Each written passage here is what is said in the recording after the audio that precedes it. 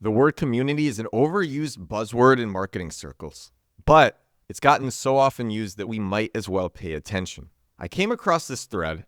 The introduction to the thread is Fred again is crushing it. Fred again is a DJ. He's a master class in building fandom and is redefining the model for music's future. Here are 7 things he does to create an insanely loyal fan base and what you can learn. So I came across this thread. The introduction to the thread had me. I read the rest of it. I said, this is great. I'm going to share this on the pod. And that is today's episode. It is about how to build a loyal community. I do think community is an overused buzzword in marketing circles. But if something is super popular and there's a great piece of writing about how to do it well, it's worth hearing about. This comes from Rob Abloh at AblowRob on Twitter X, and the link to the thread will be shared in the description. Number 1, build direct fan relationships. Fred has focused on direct engagement from day one, prioritizing lean-in locations like Discord and WhatsApp to build genuine community, know his fans, and activate them in real time. It's not just big numbers, it's about deep interactions. If you're watching, by the way, you'll see videos from TikTok of Fred doing events and his fans freaking out.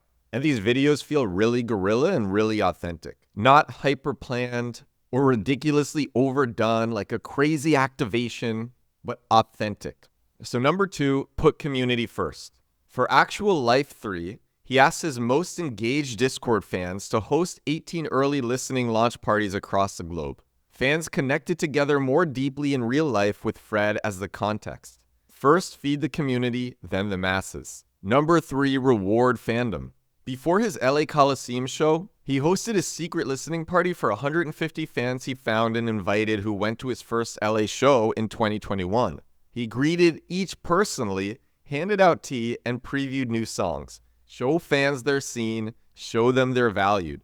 And there's a picture of the 150 fans taking up a small portion of seats in the Coliseum. And it's before the show, and you can see just how big it is. But these select fans get a very special experience. And then, of course, you're going to go talk about this on social media nonstop.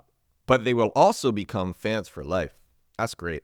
Number 4, get fans involved. Fred includes fans in his process. They vote on tracks to release. He asks fans to suggest venues, video recaps from the dance floor, cultivating community-generated content. Don't serve fans content, make them part of the journey. This thread is, come on, how great is this thread? This is great. I'm personally enjoying this.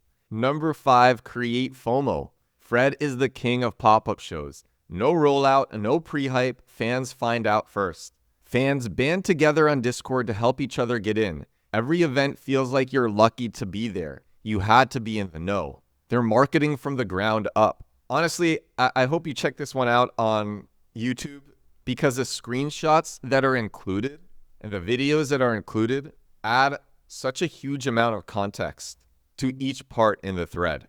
What's crazy is Fred again is taking pop-up shows to arena tours and selling them out on 3-day notice with no ad budgets. This is wild. These decisions are backed by direct fan data, not vanity metrics like monthly listeners. If you know your fans, you know your value. That really is crazy. He's selling out arenas with 3-day notice and no ad budget. Wow. There's a headline, Fred Again Tour didn't spend a single dollar on marketing. And now this one's about authenticity. Number 6, be authentic. It all works because it feels authentic. He's pouring you pints of Guinness, sharing FaceTimes with collaborators, attending quiz night with fans. There's no pretense. It's not about being slick or coming across as bigger, better, and more famous than you. Authenticity, I think, is one of the keys. It's also a buzzword, but it really is one of the keys in marketing today. Every brand is on social media, and the best content on social media is authentic. Authentic is used so much that it's hard to know what it really means anymore. The term authentic is used so much. I take it to mean done without a huge amount of oversight. It could take a good amount of planning, but it's not muddied by lots of cooks in the kitchen. It's thought of by one person or a small group of people. Corporate advertising is a lot less likely to be authentic because there's so many people behind it. And oftentimes corporate advertising is very cringe. I shared lots of well-performing, amazing ads on my Instagram and on TikTok, But the truth about these ads is they're actually made by small groups of people. They perform well because they're authentic and they don't have the clients getting in the way very often. So authenticity is everything in a piece of marketing is made by a very small group of people or even a single person. Number 7, be a connector. Fred finds his way to bring people together, like massive community bike rides across London to celebrate his album, or facilitating proposals on the dance floor. What people want more than anything else is human connection. This is the dopamine Fred delivers. That's also why authenticity works so well, because it's one person or a group of people, not a huge group of people, which is harder to have a connection with. So we're wrapping up now. 7 ways Fred again finds a loyal AF fan base. Number 1, build direct fan relationships. Number 2, put community first. Number 3, get fans involved. Number 4, reward fandom. Number 5, create FOMO. Number 6, be authentic. Number 7, be a connector. Lean all the way in. The future is niches over masses, deep interactions over big numbers. Again, this is from @AbloRob on Twitter X. The link to this thread is shared in the description for the podcast. This was so great. And even though community is an overused buzzword, this content about community, this thread about community, I find this to be very inspiring, an inspiring piece of marketing writing. Thank you, Rob, for the great thread, and I hope you enjoyed this episode of the show.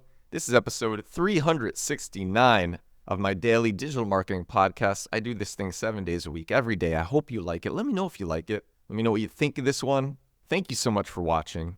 Thank you so much for listening. I will talk to you again tomorrow. Bye now.